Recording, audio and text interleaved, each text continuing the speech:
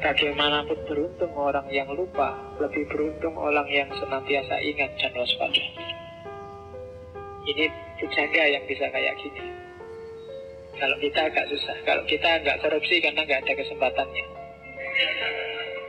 Ya. Jadi Ronggo Warsito mengeluh, zaman edan, kalau saya nggak ikut edan, nggak kebagian apa-apa. Tapi kalau saya ikut edan, nggak tahan aku.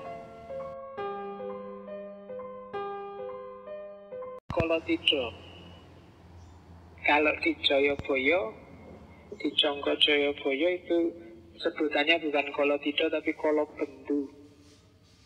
Kolobendu itu berarti zaman ketika banyak bencana. Kalau Kolotido, Tido itu keraguan. Zaman ketika benar salah tidak jelas, itu Kolotido. Mungkin kayak hari ini kan Kolotido. Sing benar mana, yang salah mana kita tidak jelas. Zaman SBY kemarin banyak sekali bencana, itu zaman Kolobendu.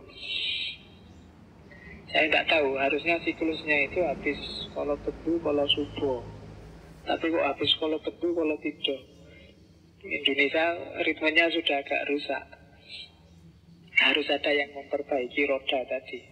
Kalau enggak, kita dari Kolotido ketemu Kolobendu, terus ketemu Koloyugo, susah terus, tidak ada ketemunya.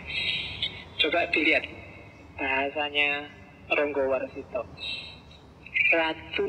Ratu Utomo, Patihe Patih Linuwe, Pranayaka Tyas Raharja, Panekari becik-becik parandine tan dadi paliasing Kolobendu.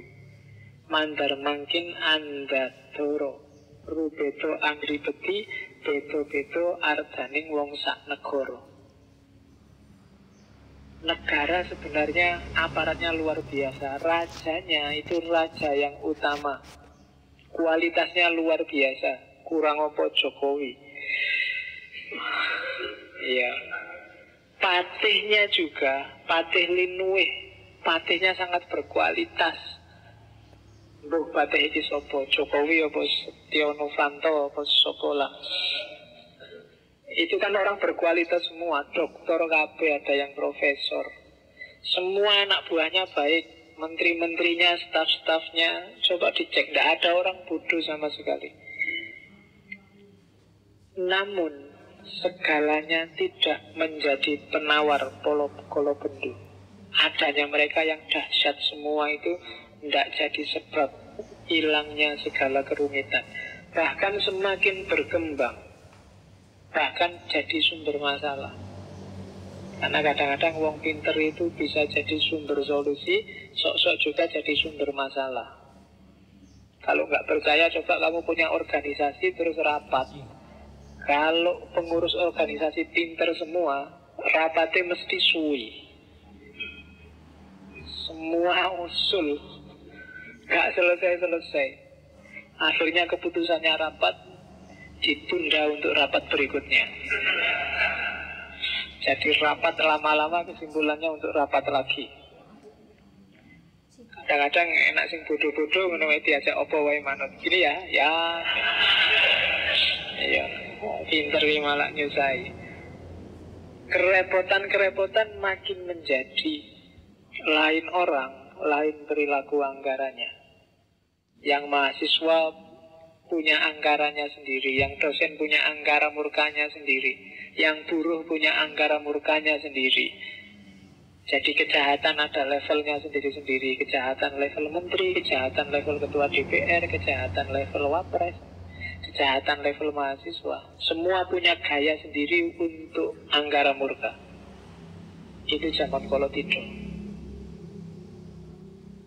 Dan ini yang bikin sumpek Ronggo Warsito. Zaman dia, ketika dia tadi dipepet habis-habisan oleh Pakubuwono IX. Kata dia, amenangi zaman edan, ewuh oyo ing pambudi. Melu edan nora tahan, yentan melu anglakoni, boya kaduman melik. Kaliren wekasanipun. Dilalah karsa Allah, Beja-bejane wong kang lali, luwih beja kang eling lan waspada. Ini bait yang paling terkenal dari Rangga Warsita. Mengalami zaman edan memang serba repot. Ikut edan tidak sanggup. Kalau tidak ikut, tidak mendapat apapun juga. Bahkan bisa kelaparan. Namun sudah menjadi kehendak Tuhan. Betapapun untungnya, bagaimanapun beruntung orang yang lupa, lebih beruntung orang yang senantiasa ingat dan waspada.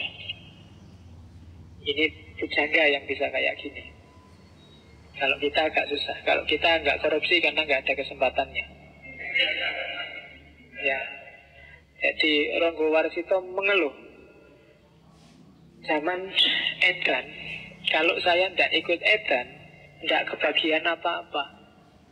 Tapi kalau saya ikut edan, nggak tahan aku. Kalau aku tidak korupsi, terkucil aku. Tapi nek aku korupsi, tidak kuat. Kalau kita kan enggak. Kalau kita nggak korupsi, terkucil aku. Karena nggak ada kesempatannya. Kalau dapat kesempatan, ngalah-ngalahi yang kemarin korupsi. Jadi zaman edan bagi orang baik-baik pakai bait ini. Bagi para pujangga yang jernih, dia pakai bait ini. Saya tidak tahu kalian layak nggak pakai bait ini. Karena biasanya ganjelannya yang bagian itu tadi, melu edan ora tahan. Ya kan, opo iyo kalau kalian ikut edan tidak tahan. Jangan-jangan DNA-nya sudah DNA edan. Ketika tidak edan kamu nggak kuat. Harus edan. Nah, kalau para pujangga alasannya tidak kuat aku. Jadi ya iso wae dia ikut edan, tapi tidak kuat saya edan. Tapi kalau tidak ikut kok ya tidak dapat jatah apa-apa, terpinggirkan. Tapi sudahlah, ikut sesuai kehendaknya Allah. Karena sesuai kehendaknya Allah itu untung apapun orang yang edan pasti lebih untung orang yang ingat dan waspada. Itu penjelasannya panjang lebar di banyak buku ada, kontekstualkan dengan hidupmu sehari-hari. Jadi enak-enaknya kamu nakal ngedan, lebih enak kalau kamu ingat dan waspada. Oke, terus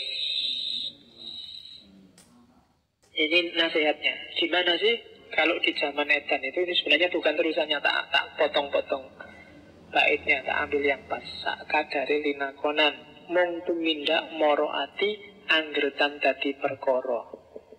Karono riwayat muni ikhtiariku yekti pamilihing reh rahayu sinambi budidaya kanthi awas lan eling kanthi kaesti antuo parmaning sukmo. Lah terus kalau zaman rusak kayak gini kita harus gimana? Diem aja, pasif, ngelawan juga mesti kalah, kita kalah power. Katanya Rangga Warsita, ya sudahlah, jalani saja sekedarnya, sakisamu, sak mampumu. Sekedar menghibur hati, menjalankan tanggung jawab, asal tidak menimbulkan persoalan. Lakukan aja sejauh yang jadi tugasmu. Jangan aneh-aneh. Karena ada riwayat mengatakan ikhtiar itu wajib. Jangan diem aja, kamu juga harus kerja. Yang PNS, yang mahasiswa, apalagi mahasiswa negeri, kalau dipikir-pikir kan mahasiswa negeri itu disubsidi oleh pemerintah. Subsidi pemerintah itu dari pajaknya rakyat sengsara, dan itu sudah mungkin dikorupsi di mana-mana, dipotong, disunati di mana-mana. Mungkin ada dalam sistem yang rusak inilah. Terus piye? Apa ndak kuliah aja? Apa ndak usah kerja aja? Susah aku ndak boleh jadi dosen aja misalnya. Terus mau ngapain? Katanya Rangga Warsita, ya sudahlah, jalani aja kewajibanmu apa adanya, asal jangan bikin yang aneh-aneh yang nambah persoalan. Ikhtiar itu wajib, namun juga harus milih jalan yang baik. Kamu juga jangan ikut ngedan dan ikut rusak. Sambil berupaya, tapi juga harus awas dan waspada. Jangan sampai ikut tenggelam dalam arus keedanan tadi. Kuncinya di situ. Jangan pasif, tapi juga jangan ikut edan. Lakukan tugasmu. Mahasiswa tugasnya belajar, ya belajar yang baik. Yang dosen ngajar sesuai kapasitasnya. Jangan ikut-ikutan edan. Sehingga akhirnya kita bisa dapat berkah dari Allah. Itu serat Kolotidjo.